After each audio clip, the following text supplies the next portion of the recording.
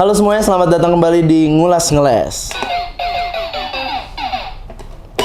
Nah itu dia.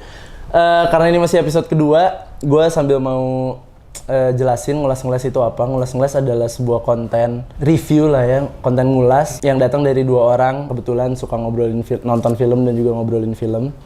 Tapi belum tentu, atau lebih tepatnya tidak kredibel dalam film sebenarnya. Dalam review juga, cuma kita demen aja kebetulan ngomongin film dan kenapa enggak sekalian dikontenin. Bedanya Ngulas Ngeles akan datang episodenya setiap kali kita baru saja menonton filmnya. Jadi masih fresh, kita belum ngobrolin filmnya gimana, belum diskusi. Riset atau apapun. Ya, review ini juga review ugal-ugalan. Kita belum melakukan riset, tidak melakukan kajian yang mendalam terhadap karya-karya film yang akan kita review. Jadi ini hanya bentuk review atau ulasan yang ngasal dari dua orang yang demen aja ngomongin film yang udah kita tonton gitu. Bareng di sini gue hostnya ada Salvo. Gua Wildan Fajar Herwanam. Lu mau ngomong gue juga host gitu ya? Ya bareng Wildan juga di sini, dan hari ini kita baru aja nonton film GJLS Ibuku Ibu-Ibu. Filmnya menceritakan tentang apa, Dan? Filmnya menceritakan tentang tiga saudara yang dimana mereka mengalami kesulitan ekonomi dan diceritakan ibunya meninggal dan satu-satunya harapan mereka tuh mengenai warisan dari orang tuanya. Ayahnya terutama. Dari ayahnya. Cuman di situ ada satu orang wanita yang bernama Fanny datang berniat ngekos, namun ternyata si tiga saudari itu tuh menganggap bahwa itu ancaman. Ya, sebuah ancaman dari warisan bokapnya karena mereka membutuhkan itu. Terutama diceritain mereka tuh memiliki problem masing-masing dan semuanya berkaitan dengan ekonomi. Jawabannya ya warisan bokapnya, yaitu kos-kosan. Cuma si Fanny ini datang dan mereka menganggap Fanny ancaman untuk merebut warisan tersebut lah gitu. Filmnya bergenre komedi. Drama komedi apa enggak ya? Enggak sih, komedi aja tuh. Komedi tok. Komedi tok sih. Dan gimana menurut lu dulu deh, apa first impression lu nonton filmnya? Fresh justru. Fresh ya? Fresh, ini film yang sangat fresh sih. Dari segi penceritaan mungkin meskipun sedikit yang aku bayangkan dan aku ketahui dan aku respon tuh dan aku rasakan ya sebetulnya. Mirip-mirip formula dari Agak Lain. Di situ ada horornya. Wah. Iya, terus ada karakter-karakter baru yang muncul dan itu tuh jadi insiden bagi mereka kayak gitu sih. Oh, Agak Lain gitu ya. Agak Lain gitu. Iya sih, dan sebenarnya filmnya kerasa ini sih, Dan. Kerasa bahwa ini film yang emang lahir atas panasnya orang-orang di industri, baik yang di balik layar kayak produser, terutama yang berpikir akan bisnisnya. Begitupun dengan komika-komikanya yang panas ngelihat Agak Lain akhirnya nyentuh berapa sih? 10 ya? Agak Lain berapa sih, guys? Kayaknya 10 juta nyampe, dan akhirnya orang-orang ini panas kayaknya gitu, makanya akhirnya lahir film ini. Kerasa sih itunya gitu. Dan di sini tuh Monty Tiwa tuh berhasil ya. Iya. Dan bagi yang belum tahu, Monty Tiwa tuh udah banyak film-filmnya. Salah satunya yang paling terkenal tuh Keramat 1, Keramat 2 juga dia. Mendadak Dangdut sama Sabtu Bersama Bapak ya. Itu film-film top tier-nya lah, maksudnya yang laku di pasarannya gitu. Dan by the way, sebelum kita lanjut nge-review atau ngasih pandangan kita terhadap film ini, kita ingetin juga review di Ngulas Ngeles akan selalu spoiler dan akan penuh spoiler, akan penuh terkaan-terkaan dan teori-teori asal-asalan kita lah gitu. Jadi spoiler alert untuk melanjutkan. Kita mulai dari mana, Dan, enaknya, Dan? Dari cerita kali ya langsung. Ya. Gue sih kalau dari cerita ya menganggapnya bahwa emang penulis yang dalam hal ini ada 4 orang kan penulisnya. Iya, 4. Pertama yang gue notice tadi setelah filmnya berakhir dan kita baca kreditnya tuh, kalau nggak salah ya, maksudnya ini bisa jadi salah dan silakan kalau yang tahu diperbaiki di kolom komentar. Tapi setahu gue dari 4 kan penulis, dari 4 penulis kayaknya nggak ada yang stand up comedian, kayaknya, atau setidaknya nggak ada yang gue tahu gitu. Dan untuk sebuah karya tulisan, maksudnya naskahnya gitu, yang ditulis oleh 4 orang bukan stand up comedian, menurut gue berhasil dalam menyampaikan komedinya itu dari cerita pertama. Tapi di sisi lain terasa juga part bahwa mereka tahu ini film akan dikomediin mentok karena ceritanya gue bisa berani bilang basic sih, basic. Plotnya tuh ketebak gitu. Dan nggak, yang maksudnya nggak spesial, nggak mahal gitu secara cerita. Makanya penulisannya kelihatan bahwa mereka setiap nulis scene, setiap bukan struktur ya, setiap babak gitulah kerasanya dibawa emang. Nah ini gue mau nempatin komedinya ini mah gitu. Terasa penulisannya di drive untuk naruh komedi gitu kan. Komedi 100% gitu, 90%. Walaupun bagi gue pribadi gue ngerasa kalau misalnya nulis film komedi, entah juga ya formulanya gimana, gue bukan penulis naskah, apalagi penulis naskah film komedi. Cuma gue merasanya kayaknya dasar yang baik akan selalu dari dramanya dulu. Nah di film ini kayaknya nggak gitu maksud gue. Tapi secara plot, premis, susunan bagaimana cerita disampaikan, menurut gue fine aja. Terlepas dari bahwa film ini emang bukan film yang ingin menyombongkan plot twistnya, menyombongkan penulisan struktural gitu, kayak plottingnya nggak dibikin spesial gitu loh, dan emang bukan ditujukan untuk penonton yang mencari cerita yang unik gitu. Sebenarnya nggak terlalu, menurut gue cukup 3 anak punya masalah ya ringan lah secara cerita gitu. Cuma ya balik lagi kalau dari gue sih secara cerita pinter masukin komedinya dan berhasil gitu. Ya, dan emang ada beberapa poin yang justru dialog komedinya yang dapet gitu.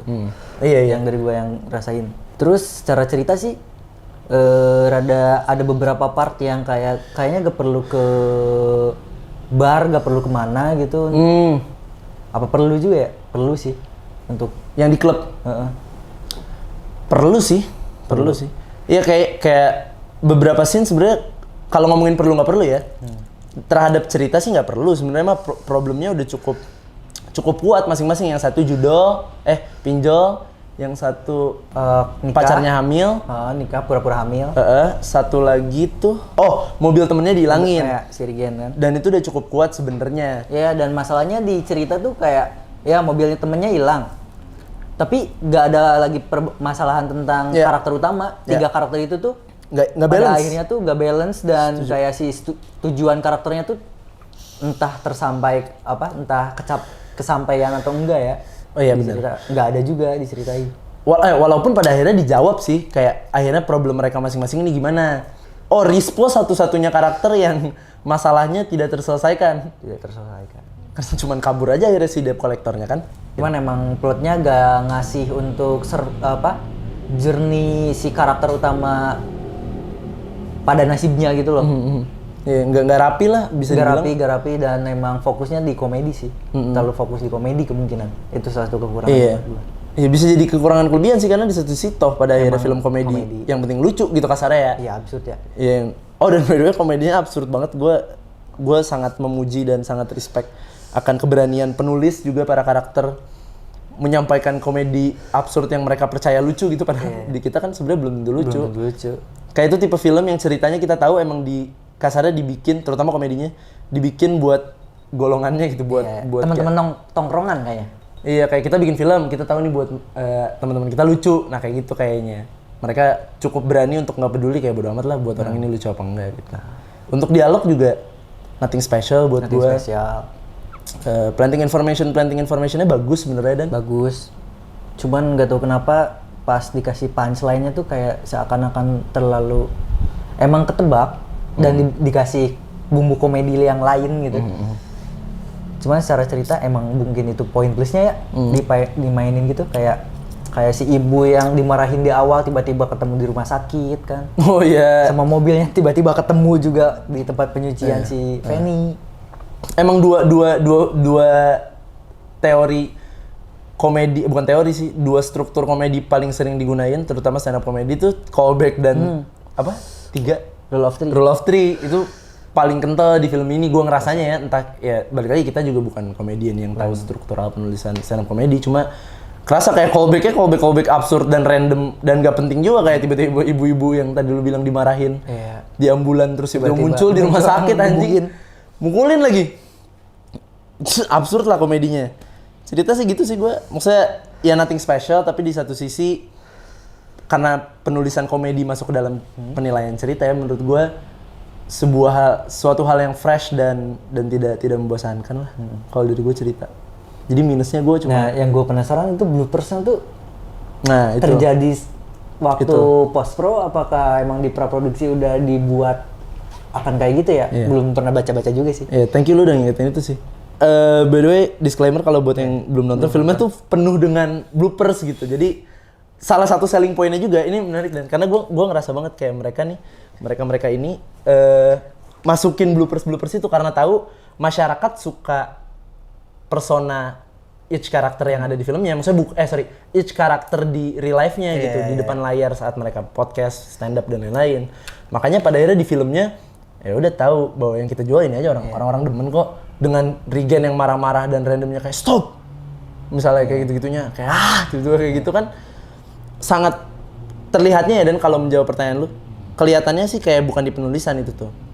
Kelihatannya ini bisa jadi, dan kalau ini bener menurut gua keberhasilan director, di mana feeling gua dia membiarkan banyak ruang improvisasi dan ruang bermain kepada para aktor gitu. Dan itu terasa gitu. Entah ini disengaja atau enggak, tapi menurut gue itu sebuah keberhasilan pada akhirnya. Tahu ya, ditandain ke script report kan, kayaknya take 2 itu lucu juga. Nah, misalnya kayak gitu. Feeling gue gitu.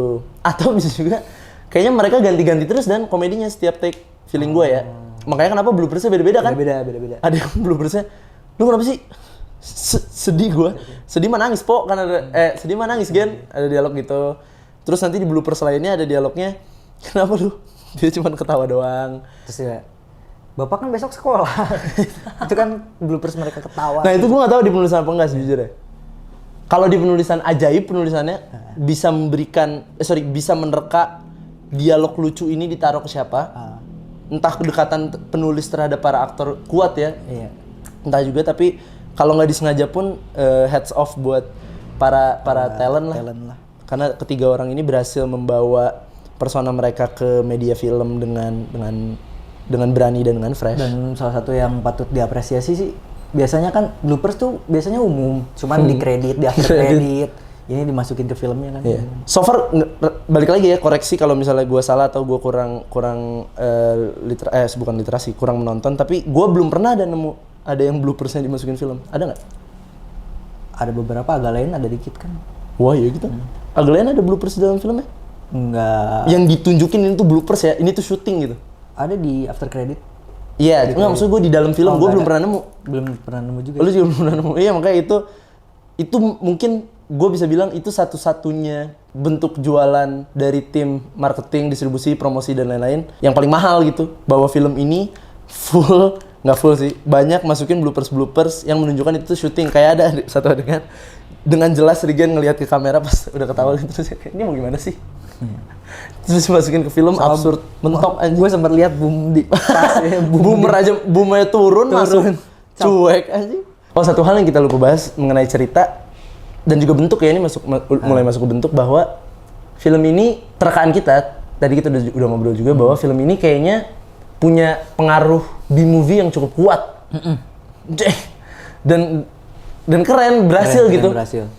Dengan mereka buat yang nggak tahu konteks yang kita maksud dengan referensi B-movie itu, kayak misalnya gue nggak tahu ya, balik lagi secara teori B-movie itu apa aja, cuma maksud gue yang terasa seperti B-movie itu kayak misalnya naro efek, misal ada dia nginjek tanah atau dia apa gitu, lupa ya. Yang ada bagian misal kayak contoh orang gini terus keluar petir tapi petirnya jelek, nggak kayak di Gundala kan diniatin misal. Diniatin VFX-nya.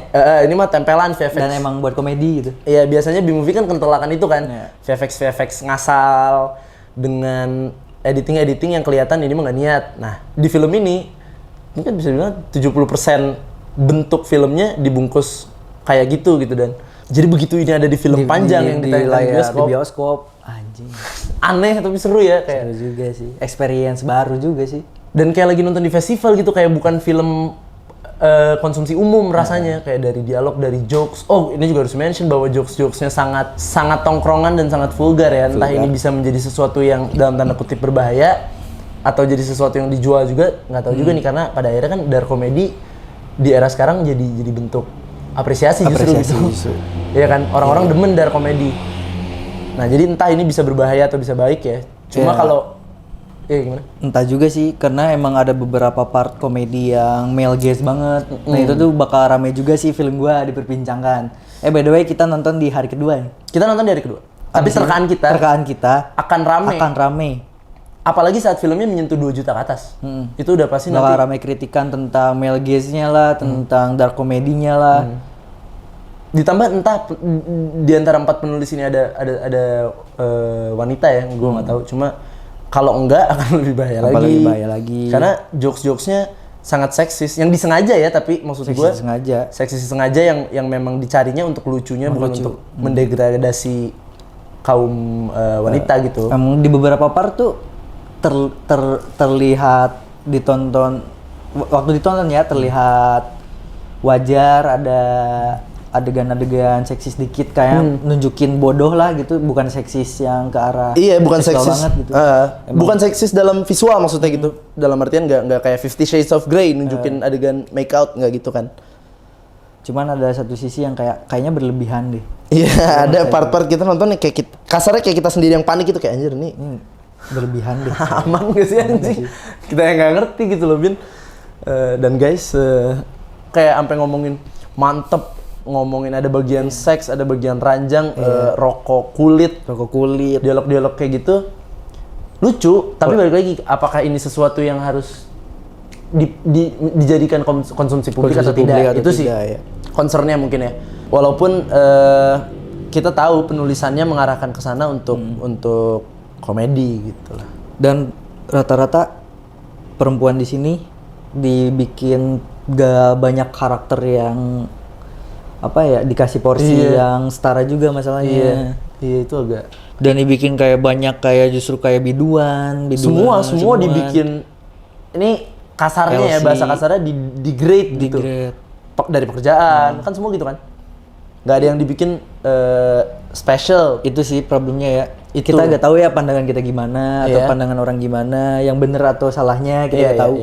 Cuman sekedar terkaan emang bisa jadi masalah. Karena sementok itu gitu, kayak sesimpel karakter Fanny dibuat menggunakan baju seksi terus karena pekerjaannya adalah seorang SPG rokok. Walaupun dan sebenarnya kalau sadar ada juga beberapa part penulisannya tuh membatasi atau dibales. Sorry gini misal seksis dibales dari sudut wanita untuk ngomong, lu jangan mikirin gitu mulu. Ada kayak mesum. Leher hitam dan lain-lain, itu kan bentuk perlawanan misal. Pada akhirnya si Fanny tuh ngegebugin si Rispo juga kan. Terus bahkan datang dari ini juga, dan dari bahwa soal Fanny ngomong emang kenapa kerja malam misalnya kayak gitu. Ada juga yang memberikan sudut pandang wanita bahwa emang kita kayak gini salah, emang pakai baju seksi salah. Kasarnya ada juga sih part-part itu. Cuman tetap bakal jadi yang ngebuat panas konflik antara gender biner aja sih pasti itu. Pasti. Ya soal pembahasan itu gitu sih intinya. Itulah, terhadap apa ya kita bilangnya? Nggak bisa bilang isu juga ya. Ya terhadap filmnya aja gitu. Pro kontranya gue merasa akan cukup kuat nantinya. Terutama saat film ini meledak ya. Gitu. Cerita ada lagi nggak yang lu sampein yang lu gak suka atau yang lu suka? Udah. Karakter ya udah gitu aja ya. Problem karakternya dan karena emang tampil seutuhnya aja si karakternya, si aktornya. Gitu soal cerita. Kita masuk ke unsur sinematik terlepas naratif. Dari visual menurut lu gimana? Ya gimana ya? Banyak shot size yang hampir mirip gitu. Shot size yang sama, angle yang sama. Pada kasarnya kayak mungkin bisa lebih dieksplorasi gitu loh. Iya, setuju. Oh, dan by the way kita masih belum tahu juga DP-nya siapa, belum nyari. Tadi ke distract sama itu juga sih. Itu. Balik lagi ke soal cerita, ke soal visual. Iya, setuju. Beberapa shot terasa repetitif.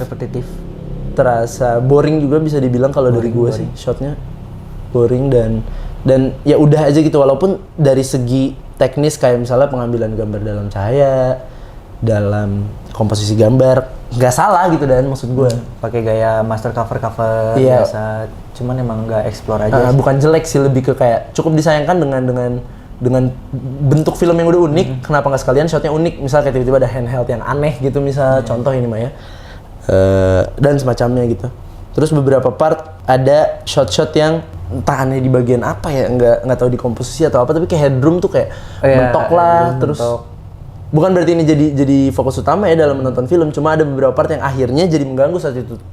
Keberulangannya berkali-kali. Sama ini sih, gue tuh nyadar banyak kayak nabrak imajiner atau looking room, line ace, garis mata itu. Banyak kalau misalnya ada di cover, ya kayak kurang rapi lah kayaknya di bagian sinematografi ya bisa dibilang gitu, walaupun soal lampu dan lain-lainnya unsur-unsur pendukungnya gue nggak ada yang bisa di notice gimana gitu, cukup ya udah aja. Mungkin yang bisa disayangkan color palette yang nggak kuat kali ya, dan jadinya film ini nggak bisa menjual warna lah kasarnya. Bisa menjual warna di beberapa part doang. Iya, beda sama Aga Lain yang secara bukan bermaksud membandingkan, tapi Aga Lain cukup berhasil dalam membentuk warnanya dalam film gitu, kayak kita tahu ungu hijau Aga Lain. Udah cukup gitu. Nah itu sih. Oke, udah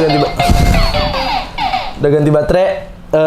Tadi kita berhenti pembahasan di mana? Visual.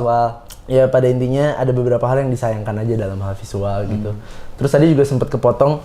Wildan mau ngomongin apa dong? Ada yang menarik dan lupa ini tuh harusnya di narasi sih, di naratif. Tiba-tiba ada scene musikal komedi gitu, kayak Basri and Salma. Hah, emang Basri and Basri Salma and Salma ada. Yang di ada di apa namanya? Di emang ada ya? pasar malam ada tiba-tiba nyanyi-nyanyi gitu. Wah, gua nggak nge banget. Ada, Bos. Wah, ini nggak gua nonton Basri and Salma. Iya, tapi menarik ada Didi. Ini namanya Didi, guys. Dino kita namanya Didi. Dia akan selalu menemani di episode-episode ngeles-ngeles. Iya, menarik sih. Ada beberapa hal kayak semua bentuk dimainin lah. Pada intinya tadi tuh kita ngomong gitu pas ganti baterai dan mic kita tadi mati. Makanya ada ini. Lebih chaos dari Aga Lain. Lebih chaos dari Aga Lain tadi yang mau dibahas juga. Dalam hal positif ya. Chaos dalam bentuk gitu ya, kayak dia masukin dar-der-dor, komedinya tabrak. Ini juga masih berhubungan sama naratif bahwa ceritanya tuh dia nggak membelokkan kayak kan komedi umumnya A, B, C, D. Abis D lu berpikirnya E kan? Enggak, F, patah komedi. Nah kalau ini dia banyak komedi yang ditabrakin A, B, C, D. Lu berpikirnya abis ini E. Nih, E gitu. Ya. Terus secara naratif dan visual tadi kita udah bahas. Terus sekarang kita masuk ke editing, gimana menurut lu, Dan? Editing, gue bingung juga sih. Kalau online ya bagus ya. Kita ngelihat kayak adegan-adegan apa sih disebutnya tuh? Ya B-movieable. Ya itu kayak editing caper sih menurut gue editingnya bangke. Caper banget kayak dia tiba-tiba masukin, bayangin ada satu scene dia tiba-tiba masukin waktu Rispo apa Rigen ya? Rispo ada adegan dia marah-marah gitu kalau nggak salah. Habis itu di cut, di freeze frame, terus masuk Rispo pemenang Piala Citra bla bla bla bla bla bla gitu. Ada beberapa freeze frame lain. Masukin Regen editing juga dapet tuh Regen tuh. apa? Freeze frame kayak grab stick dimasukin tak lucu juga sih. Terus ada apa namanya editing bagian ada siapa bantu sih? Apa Ikhlas? Anton siapa sih pokoknya ada satu karakter yang udah nonton filmnya pasti tahu yang kita maksud, yang dia akhirnya ngebantu 3 saudara ini untuk memantau si Feni. Si Dukun? Bukan Dukun dia, bukan. Yang gondrong yang akhirnya mati. Anjing. Lupa. Pokoknya ada satu karakter itu yang gondrong tahu kan? Nah, dia dibikin mati terus ada editing B-movie banget yang kayak iklan zaman dulu. Yang kamu mau suruh saya ini, saya bisa. Mau suruh saya ini, saya bisa. Kayak kan lagi rame tuh yang siapa bisa gitu, Agus bisa gitu ya. Ya pokoknya ada pekerjaan rame gitu di Instagram tuh. Serba bisa, semua ya, bisa. Yang orang bisa disuruh gitu, Agus suruh apa-apalah gitu. Nah, dimasukin itu dan editingnya lucu juga. Editing banyak yang lucu lah. Gue suka sama editingnya. Tapi malah justru di beberapa part editingnya agak ada yang agak kurang juga, kayak bagian ngobrol di ruang ya katukatnya lah. Katukat dialog biasanya. Iya. Entah balik lagi mungkin emang secara keseluruhan film akhirnya ke drive-nya untuk mikirin komedinya. Yeah. Makanya kenapa pada akhirnya basis penting yang tidak patut dilupakan atau sebaliknya patut diperhatikan. Poin malah jadi dalam editingnya justru malah berfokusnya ke komedi aja gitu, ke bimuviannya lah kasarnya. Walaupun menarik dan itu jadi selling point yang sangat besar di editing gitu. Editing gue suka banget lah dalam hal permainan bentuk dan gaya gitu. Nggak ada yang bisa kita komplain. Ada lagi nggak lo editing yang lo notice? Udah sih. Editing gitu. Production design gimana, Dan? Terakhir nggak nih? Oh, sound design dulu deh. Sound design dan scoring? Bagus sih. Bagus ya? Musiknya tuh bisa ngebikin suasana sedih jadi sedih, tiba-tiba nabrak ke komedi absurdnya dapet juga. Gimana? Iya, walaupun bangga banget. Kayak kalau lu nonton Aga Lain, kalau lu nonton film-film komedi lain kayak Cek Toko Sebelah misal. Mereka tuh kayak komedi sedih tuh dibikin beneran bisa sampai penonton nangis, yang kayak reach maximum capacity of sadness misal. Nah memang mereka kelihatan pengen nyoba bikin sedih, tapi nabraknya bentar banget. Kan film panjang maksud gue dia bisa bikin 15 menit sedih-sedihan, masukin lucu. Ini emang enggak, sedih bentar, lucu, sedih bentar, lucu. Kayak gitu bener-bener. Kebalik sama Satu Kakak Tujuh Ponakan yang sedih-sedih tiba-tiba ada lucu dikit. Ya, kebalikan sama itulah. Kalau ini lucu, ada sedihnya tapi nggak dipaksain. Itu sih yang menarik sih dan baik dalam hal scoring dan sound design ya ini tuh. Kayak mereka, maksud gue kedua hal itu cukup membantu apa ya, perasaan menonton. Begitupun dengan komedinya yang gak ada yang ngebikin dragging sama sekali sih, hampir lah. Walaupun ini agak balik lagi ke naratif dikit, yang gue bilang dari keseluruhan film, seperempat filmnya tuh agak membuat kecewa sebenarnya di awal ya, maksud gue seperempat film di awal. Gara-gara kita telat nonton 2 menit. Kita telat nonton 2 menit. Jadi sound design dan scoring gue juga no complain, tapi balik lagi actually sebenarnya nggak ada yang special juga gitu. Setuju nggak? Setuju. Soal sound design dan scoring. Yes, terus terakhir production design gimana? Oke sih, rumah kayak bar semuanya tuh kebentuk gitu. Cuma ada beberapa di outdoor kali ya yang kayak kerasa gimana ya? Secara artistik atau secara artistik sama di production desainnya juga, kayak waktu di tempat cuci mobil tuh si Fanny tuh kayak agak maksimal gitu. Oh iya, lu ngerasanya? Gua ngerasanya. Balik lagi, production design pada akhirnya nggak nothing special. Begitupun dengan wardrobe, dengan tata rias. Walaupun yang Regen dibikin merah bagus sih. Iya itu. Itu bagus ya? Bagus. Gokil tuh bagus. Tapi satu sisi serem, satu sisi lucu juga itu. Iya, itu di satu sisi serem, satu sisi lucu. Jadi production design balik lagi, karena entah kita jadi bias karena kita tahu filmnya komedi dan udah cukup lucu dan berhasil dalam hal itu ya. Mati? Enggak kan? Ya entah karena itu juga ya. Tapi intinya production design jadi beberapa aspek-aspek sinematik dan lain-lainnya jadi terkesan ya udah gitu. Dan entah kita jadi bias tidak menilai itu secara objektif, nggak tahu juga gitu. Dan gue juga baru inget, dan editing juga bangkainya ini balik editing yang berhubungan dengan naratif sih, dimana banyak shot callback yang nunjukin banyak callback yang ditunjukkan dalam shot, kayak visual yang ini ditarik lagi kayak flashback ditaruh-taruh, dan itu sejujurnya tidak mengganggu sih, lucu. Dan setelah dipikir-pikir nih, Fo, Apa? masukin bloopers kan udah pasti beres syuting dan udah pasti di post pro. Gila juga sih editornya dipikir-pikir. Iya ya anjingnya. Iya lagi. Karena nggak planning sih. Karena dan naruhnya susah loh, maksud gua. Naruhnya bakal susah itu. Editing itu. Editing.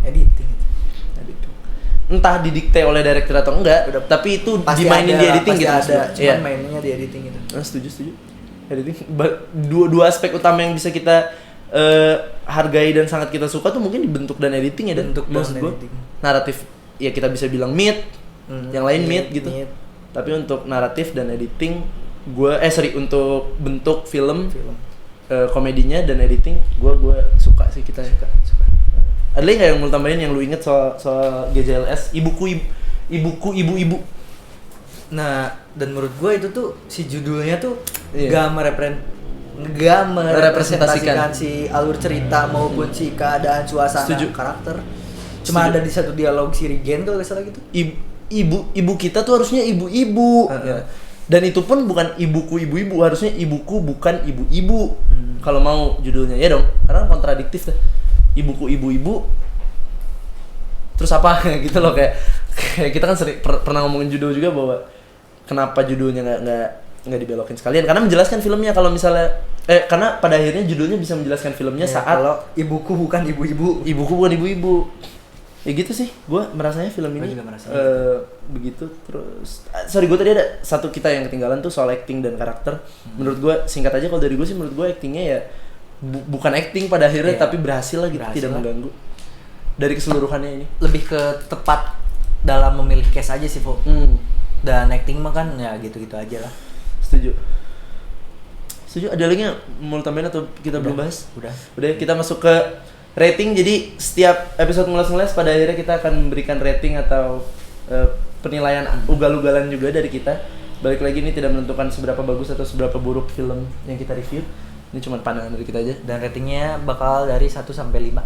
Kita mengikuti rating Letterboxd. Kita mulai dari mana, Dan? Dari yang kecil dulu lah. Cerita lah. Oh, mau dari cerita aja. Boleh.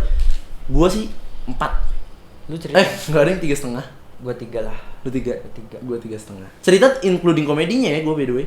Komedinya. Iya. Gua 3. Lu 3 tetap. Lu enggak Gua lu nggak banyak cocok ya? Gak doyan gua. Gua 3,5 lah. Ditambah gua cukup tahu karakter-karakter mereka jadi oke. Visual gua anjir 2,5 kayaknya. Visual 2,5. Visual 2,5. Apa lagi? Sound design, scoring? 4 lah gua. 4 lu? 4 gua. Sound design sama scoring lah 4. 3 lah gua. Dan ada lagu Gusti.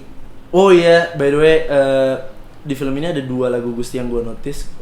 Almarhum berarti ya, Gusti Irwan Wibowo yang sudah berpulang, dan juga Pada hari ini di mana kita nonton filmnya. Jadi tadi perasaan nonton saat lagunya keluar juga cukup bikin merinding lah, maksud gue. Magis lah. Magis banget, emang karyanya luar biasa, dan ya rest in peace untuk Untuk Gusti Irwan Wibowo.